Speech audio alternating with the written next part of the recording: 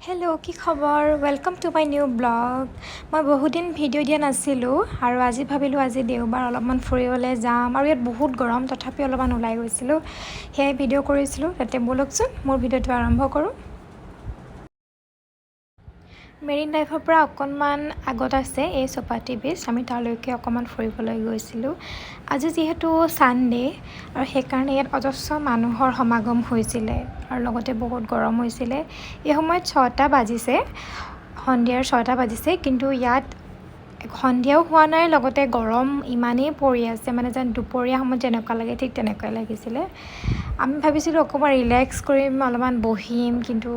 বহিব নোৱাৰিলোঁ তাত অজস্ৰ গৰম হোৱাৰ কাৰণে আৰু মানুহৰ ভিৰৰ বাবে আৰু এয়া হৈছে চৌপাটি বীচ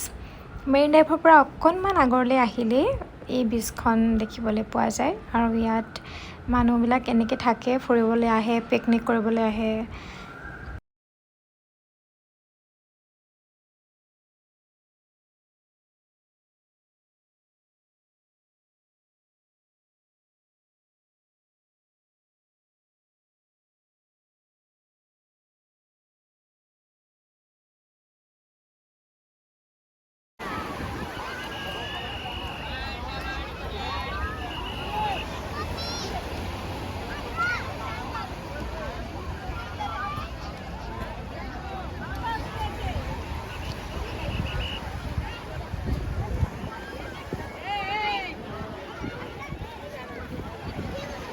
আৰু আমি চৌপাটি বীচত অলপ সময় ৰৈ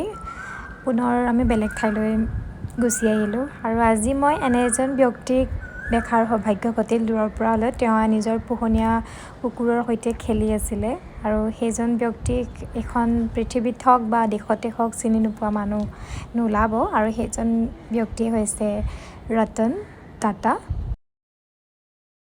ইয়াতে বহি থকা তিনিগৰাকী ব্যক্তিক দেখিছেনে আৰু মাজত বহি থকাজনে হৈছে ৰতন নবেল টাটা যিমান সন্মান কৰিলেও কম পৰি যাব এইজন ব্যক্তিৰ ব্যক্তিত্বৰ কাষত তেখেতে আগবঢ়োৱা অৱদানৰ কথা কৈ শেষ কৰিব নোৱাৰি এগৰাকী মহান ব্যক্তিৰ কথা যদি কৈও থাকোঁ তেন্তে অন্ত নপৰে a man with a simple lifestyle and golden heart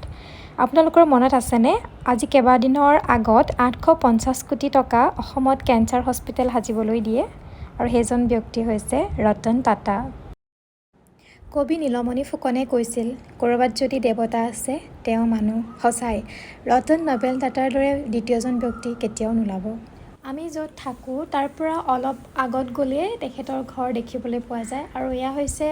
পিছফালৰ ভাগে যিহেতু পিছফালে তেওঁ বহি আছে আৰু তেওঁ বৰ্তমান ছাৰ্ভেণ্টৰ লগত থাকে আৰু তেওঁৰ পোহনীয়া কুকুৰ আছে মই দেখিবলৈ পাইছিলোঁ তেখেতে পোহনীয়া কুকুৰৰ লগত খেলি আছিলে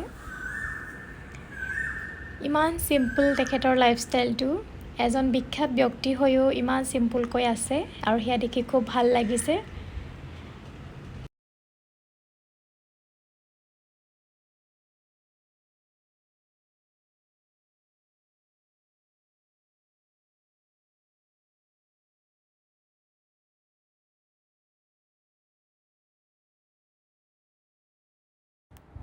ৰতন নবেল টাটাৰ কথা মই কৈ শেষ কৰিব নোৱাৰিম তেওঁৰ অৱদানৰ বিষয়ে কৈ মই শেষ কৰিব নোৱাৰিম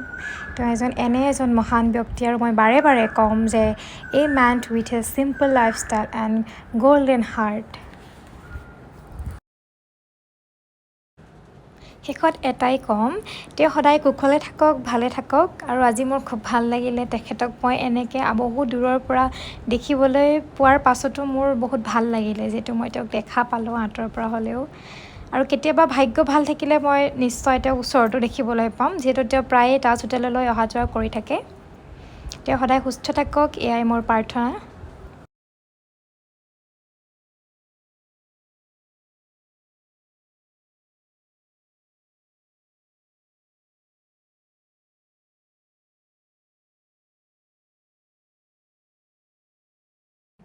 বহুদিনৰ মূৰত আজি মই ভিডিঅ' আপলোড কৰিছোঁ আপোনালোকে নিশ্চয় আগৰ ভিডিঅ'বিলাক চাইছে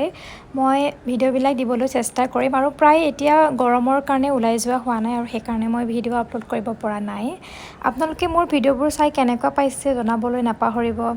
আৰু কেতিয়াবা ফুৰিবলৈ গ'লে মই আপোনালোকক এনেধৰণৰ কিছুমান ভিডিঅ' দিবলৈ চেষ্টা কৰি যাম। ভালে থাকক, ষ্টে হেপ্পী, ষ্টে হেল্ডি।